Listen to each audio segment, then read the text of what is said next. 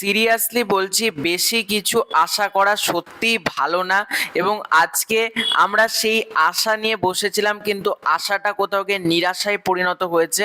সেটা নিয়ে আজকের এই ভিডিওতে কথা বলবো। দাদাগিরির এপিসোড 8 এবং 9 কেমন লাগলো সেটা ছোট্ট করে আলোচনা করব। দেখো, দাদাগিরি নিয়ে আলাদা করে আর ভিডিও করা হচ্ছে না, কারণ একই শো নিয়ে প্রতিদিন আমি বলেওছিলাম যে এভাবে তো এপিসোড ওয়াইজ আমার পক্ষে করা সম্ভব না। তা এপিসোড 8 এবং 9 নিয়ে ছোট্ট করে যদি তোমাদেরকে বলি, শনিবার দিন এপিসোডে আমরা সাধারণ মানুষদের দেখতে পেয়েছিলাম এবং 9 নম্বর এপিসোডে আমরা সেলিব্রিটি, মানে যারা মিউজিক নিয়ে কাজ করে, আমরা তাদেরকে দেখতে পেয়েছিলাম। রাঘব চ্যাটার্জি থেকে শুরু করে কুমার শানু এসেছিলেন, ইমন চক্রবর্তী, আরও অনেকে এসেছিলেন।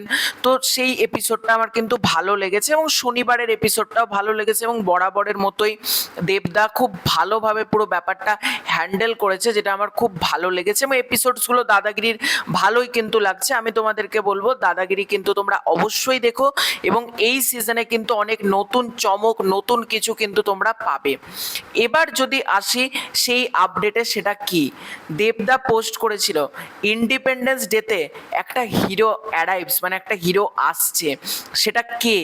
কিন্তু আমরা সবাই সেখানে ভেবেছিলাম স্যার আশুতোষ মুখোপাধ্যায় হতে পারে, কেউ বলেছিলেন নেতাজি, কেউ অনেক কিছু, কেউ বলেছিলেন ভগৎ সিং, অনেক নাম আমরা শুনতে পেয়েছিলাম।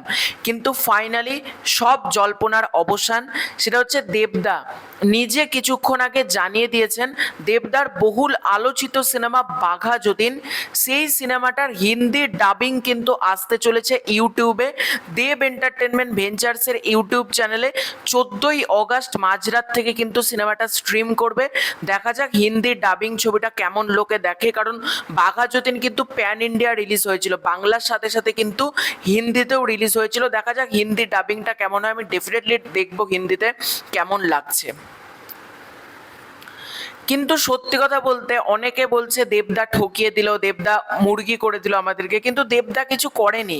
এটা আমাদের বোঝার ভুল। সেখানকার ক্যাপশনে দেবদা কিন্তু একবারও বলেনি নতুন কোনো কিছুর বায়োপিক আসছে, আমরা আবেগের বশে এগুলো বলেছিলাম। কিন্তু কোথাও গিয়ে দেবদা কিন্তু সেখানে লিখেই দিয়েছিল রিডিসকভার্ড, এই শব্দটা কিন্তু উল্লেখ করা ছিল। রিডিসকভার্ড মানে কি?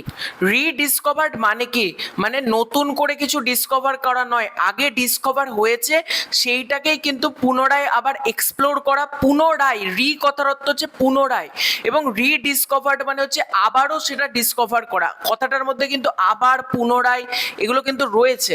সুতরাং আমাদেরই কোথাও গিয়ে বোঝার ভুল যে আমরা ভেবেছিলাম নতুন কিছু আসতে চলেছে।